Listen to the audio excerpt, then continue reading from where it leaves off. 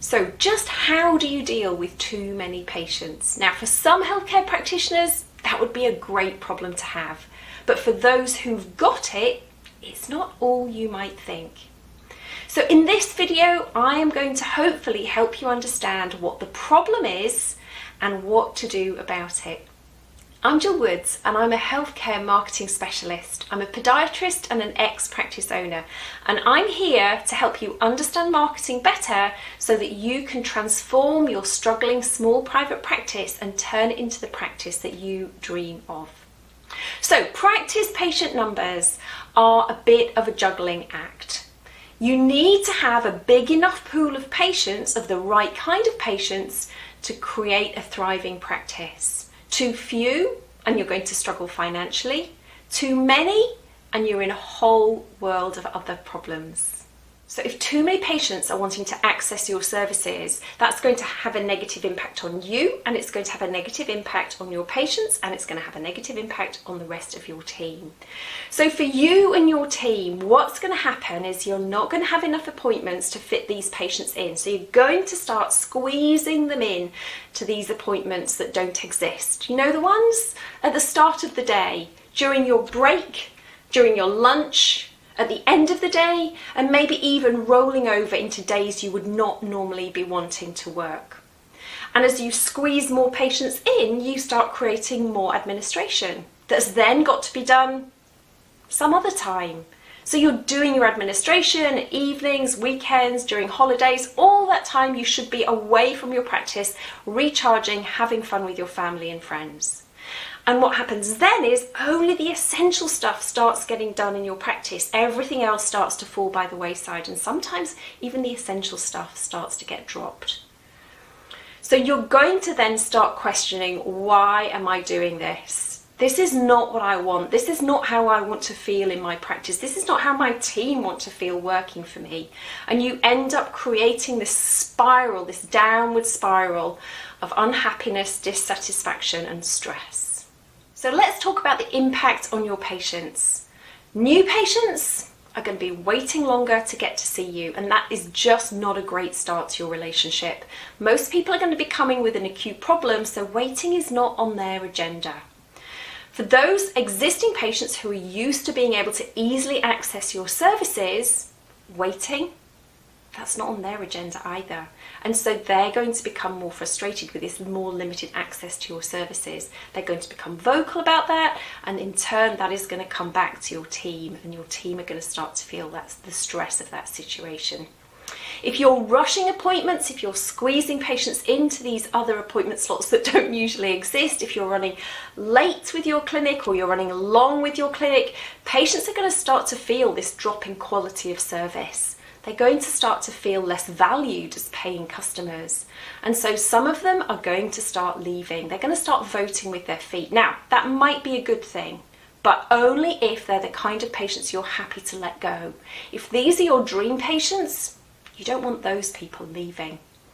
So once people start experiencing this negative or less positive experience, they're likely to start leaving less positive reviews online. And that's going to impact negatively your reputation, and that is going to take a long time to come back from. So more patients, too many patients, is not necessarily the positive thing that you might feel it would be in your practice. So what is the cause of too many patients? Generally, it's poor marketing. But it's not just your promotional marketing. Don't forget, marketing is made up of 7 Ps. Okay? Your product, your pricing, your people, your processes, your place, your promotion, and your proof. So it's not just about poor promotional marketing. So too many patients is usually a symptom of one of 5 of those Ps, or maybe a combination. So it could be your product and service is not right. It could be your pricing. It could be your processes. It could be your promotion. Or it could be just a lack of people power in your business. One of those 5 Ps, or a collection of those 5 Ps, is causing your too many patients problem. Okay, so let's start to talk about the solution to the too many patients problem. And the very first step is ownership, is you taking ownership of the problem. Because if you take ownership of the problem, you can be the solution. And because the problem is largely marketing, then you are the problem and you are the solution. So take ownership, step one. Then you've got to think about the two things we've got to try and achieve. We've either got to increase capacity so we can see more patients, or reduce our patient numbers. So we're going to start by looking at the first of those 5 different areas of marketing and how addressing number 1, people, can help us with both of those things. So first of all, let's think about your dream patient. Are you clear, like super laser focused clear on who your dream patient is? Because understanding who that person is a great way of filtering out all those other people that you don't want to see more of in your practice. But without knowing who your dream patient is, you can't implement that filter. You can't turn patients away. So number 1, figure out who your dream patient is. And if you haven't done that work yet, there will be a link on this page to a document that can help walk you through that process. Then the other people we need to think about are you and your team. Now, in order to see more patients, you've got to create more capacity, and that is either going to come from your team, who can either see the patients for you or free up your time so you can see more patients, or you have got to create more time in your calendar by working longer hours and working differently. So let's talk about your team first. So I know currently recruiting some clinical staff in certain healthcare practices is very difficult at this moment in time. But is there a way you can start to look at this differently? Is there a way that you could, for example, take on a student in your profession who could come in at a very low level and support you part-time in doing some of the basic rudimentary stuff in your practice to free up some of your time? Could you take on an apprentice through an actual apprentice program and get somebody into your practice? You're going to need more hands on deck if you're going to create more appointments. So think clinically, how can you do that? By taking on an apprentice or an assistant or another clinical practitioner who can help you, or non-clinical team member who can take away some of the administration burden, who can take away some of the cleaning burden, maybe some of the clinical support burden of setting up the rooms and sterilizing things, those kind of things.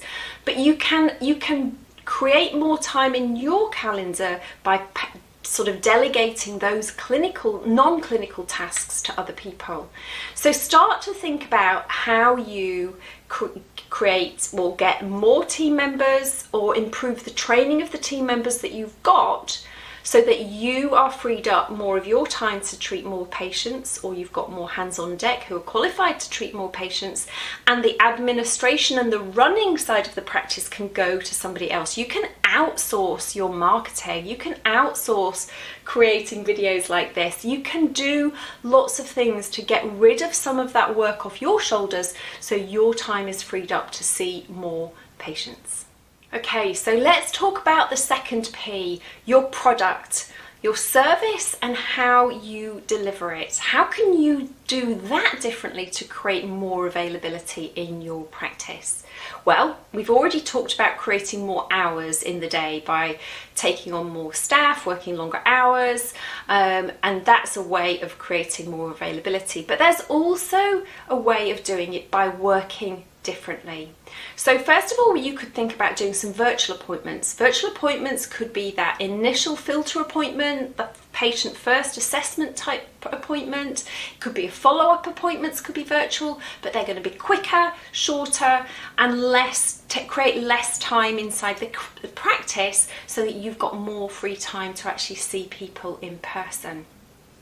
You can restructure the appointment times so that you can kind of squeeze more people into your day by more accurately allocating time to specific appointment types, or by overlapping appointments. I've seen this in a hospital in Australia where they actually overlapped their patient appointments by between 5 and 10 minutes, because some they knew would run short and they could get the next patient in because the next patient was already waiting. And if people know that's the system, people are very happy to kind of sit and read a book or what have you.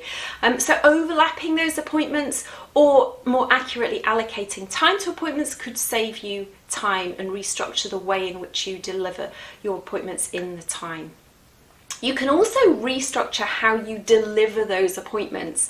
I've seen this done in optometrists, in dentists, in dermatology clinics, and in a well woman clinic, and done very, very well, whereby you are seen by the team. The whole team are part of the process. Somebody greets you, checks you in, gives you a cup of tea, gives you a bottle of cold water. Then somebody comes and checks your history, makes sure all the relevant content is contained on the patient database. Then you're seen by the lead clinician that you've actually come to see, and they do take you through your assessments and your diagnosis, and you talk about a treatment plan. And then after that, you're seen by somebody else. Somebody else does the wrap up. Somebody else talks you through, are you happy? Here's the links, we'll email you, and let's book your follow-up appointment. So it becomes a team effort whereby you're all seeing the patient at a different point in that process. Now, one word of warning, I've seen this done very well. I've also seen this done very badly, where it felt to me like I was a sausage in a sausage factory. Nobody cared, I was faceless, they were faceless, nobody introduced themselves, nobody attempted to build a relationship with me. And so if you do go down that route, be very careful to train your team members to engage and be very personable and very personal with that patient. Get to know them, call them by their name, understand their problem, be caring, all of that stuff. So I still feel the value that you're providing. I don't feel like I'm on some kind of production line. The dentist here do it very badly in America. So that is how you can restructure your actual appointment delivery, by sharing that case between other people, or a collection of people in the practice. And not all those people need to be clinical. Some of those people can be administrative. And then the other way of looking at your product is to start to think about a niche. This goes back to our first point where we talked about the people and the patient. Understanding who your dream patient is means that you can deliver a service. Your product becomes tailored to that particular patient, so that they really feel the value in it. They see, all the videos you're producing, the clinical expertise, the equipment that you've got, the way you deliver your service is really geared to them, and they really feel that value. And so if you can niche, that enormous value that you deliver for that niche can mean you can charge a higher price and therefore see fewer patients, to get this equilibrium of patient numbers versus revenue in the practice.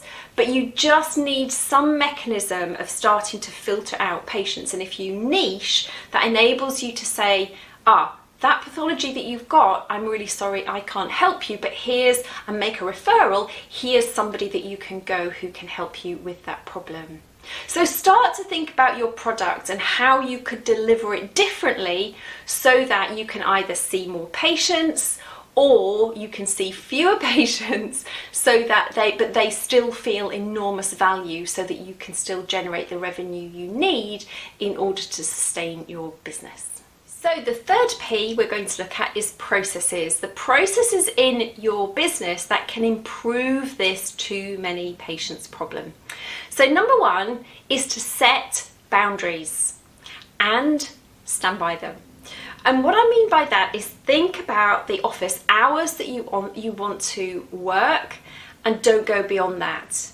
And also within that sort of day, say, I am going to have a 45-minute lunch break. That is non-negotiable. Like, I need to get outside, I need to get some fresh air, I need to go walk around, get some exercise, whatever it is. You need to start setting those boundaries in your practice and enforcing those boundaries, so that you are not tempted to squeeze these patients in, which then cause all the problems that we've been discussing already.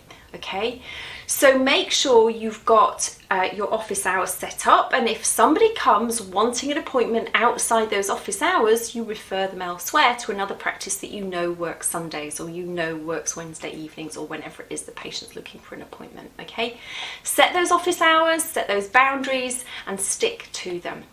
The second thing is to say no. You do not have to see every single patient that comes to your practice. You need a system in place to triage all of your new potential patients who inquire, to make sure they're the right patient for you. You've got the skills, you've got the equipment to get the right patient outcomes for the pathologies that you've got. And if they're not somebody that you feel you're the best person to help, you refer them elsewhere, and you make sure you've got a list of referrers you can send them to. So they're getting a good quality referral, they're not just getting a door slammed in their face. And then you can also need to think about reviewing your rebooking policy. When you're rescheduling your patients, we've already talked about the potential for review appointments to be done virtually to save you time and space inside the practice. But are there other things that you can do to support your patients for longer in between appointments if they do need to be coming back to see you? So give them more self-help support so that they can self-help, they can treat themselves, or maybe some preventative stuff that they can put into play that is going to mean they do not need to come back as often, which means you're going to reduce the demand on your time in your practice. So the last process to think about in relation to patient numbers and the kind of patients you're seeing is to stop asking everyone for referrals. You want to attract more of your dream ideal patients. So if you're asking everybody for referrals, that isn't quality assured. You want to be asking your dream patients for the referrals. You want to be asking very specific other healthcare providers, other local business owners for referrals, but you do not want to have a process and a system in your business where every clinician asks everybody for a referral. You want to be very specific about who that person is that you want to be attracting as your patient, so that you can quality assure those patients that are coming in. Okay, so let's look at the fourth P in your marketing with regard to the too many patient problem. The fourth P is pricing. Now, this can sometimes be a controversial subject inside healthcare because I know quite a few people who feel that raising your prices in healthcare is unethical. I disagree for various reasons. That's a whole other blog post, but for now, I just want you to focus on one thing. If there is an increase in demand and a reduction in supply, then Economics 101, if I reach back to my A-level economics from school, is basically raise your prices. That's the kind of standard next step, if you like. But there's one thing that I want you to really understand about raising prices. A lot of practitioners worry about raising their prices, that it'll drive all of their patients away and they won't have any patients left. In the 10 plus years that I've been doing healthcare marketing, I've never, ever seen that happen. Even in instances where we have raised prices significantly by like 30%, we have not seen a mass exodus of patients. So first of all, raising your prices is a great idea if you're in this situation where you've got a problem with too many patients. But I want you to understand that raising your prices is not necessarily, and probably highly unlikely, to reduce your patient numbers significantly. What it will do is start to qualify the new patients coming in, that they are people who see the value in what you're offering and are prepared to pay the price that you're asking for that service. So you're going to get better quality patients coming in, but also it's going to give you more money in the practice so that you can reinvest in the business, which means you can start providing a higher quality service with different equipment and facilities and those kind of things. It's going to give you money and confidence in the business that you can start to develop your business in a very specific way. So raising your prices is not really about reducing the numbers, it's about increasing and improving your cash flow so that you can reinvest in your business with facilities facilities and equipment, but you can also employ more people, new people, better people, all that kind of stuff, so that your service that you're providing is a higher quality service, so that the dream patients that you're attracting will really see and feel the value in the service that you are delivering. So P number 4, pricing. Think about raising your prices. Don't worry, it's not going to drive everybody away, but it's not the answer alone to reducing your patient numbers and therefore solving the problem of too many patients. So P number 5 is promotion. This is the P that everybody thinks about when we're talking about marketing. This is the thing that people go to first. So what you need to do with regard to your promotion in order to help you solve the too many patient problem is to stop marketing to everyone. Okay, we've already identified the importance of having an ideal or a dream patient. And when it comes to your promotional marketing, you need to get strategic. You need to focus on that dream patient. You want to make sure that your website, your social media, or any advertising that you're doing is really honing in on that particular person and the problems that they've got that you can solve.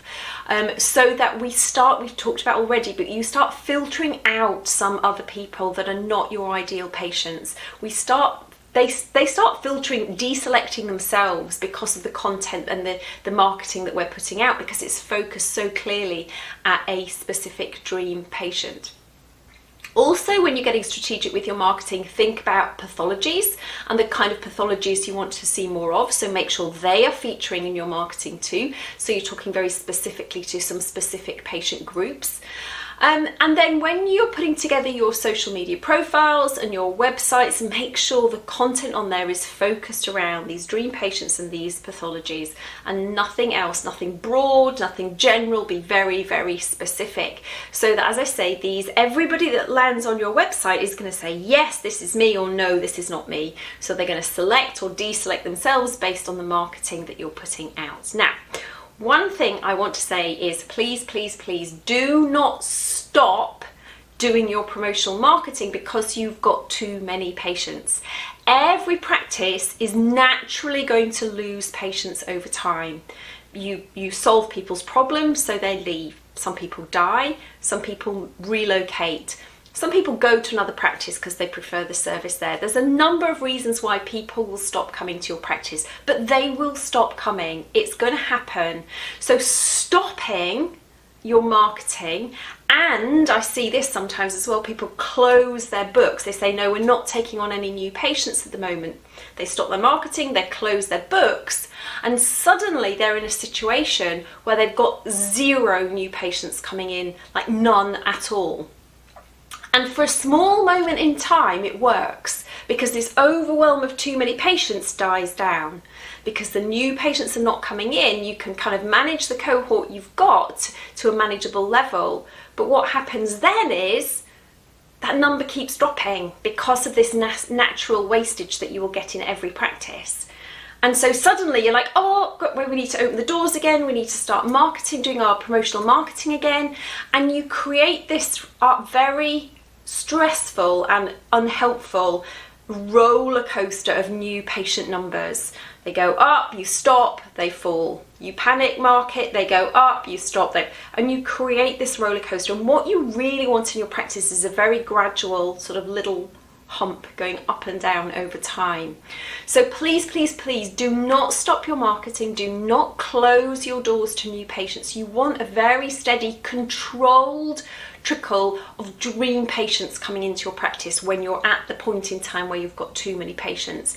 Get very strategic with your marketing, put that filter in place so that the new patients coming in are being triaged and quality assured, so they're the right patients for you and you're the right practice for them.